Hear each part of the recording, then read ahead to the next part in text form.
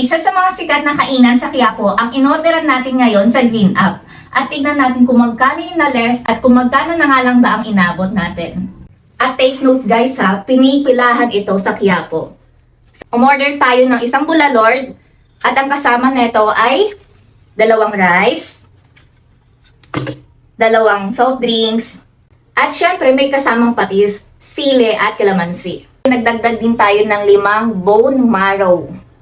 So, pag umorder kayo guys ng takeout or sa Grab, ganito yung magiging setup niyan. Yan. Nakabukod yung soup dito sa kanyang bulalo. Ipapakita din natin kung magkano ang price nila pag nag-walk-in ka sa store nila compared pag umorder ka sa Green Up. Ito yung price nila sa store kapag bulalord ang order mo. Good for 2 to 3 persons gaya ng in-order natin ngayon. Meron din silang bulalo na pang solo order. Bulalo Pro Max, good for 4 persons. At lahat yan naka-unli rice, unli soup pag dine-in ka. At ito naman yung nakuha kong codes at price sa Green Up. Kung 299 pesos ko siya nakuha at 305 pesos naman sa store, bali libre na lang itong additional kong 5 bone marrow. Last month naka-order na rin ako dito pero mas mura siya dahil 79 pesos lang ang bone marrow. Ngayon kasi ay nasa 99 pesos na siya. Ito na siya guys, yung 299 pesos na binayaran natin sa Green Up.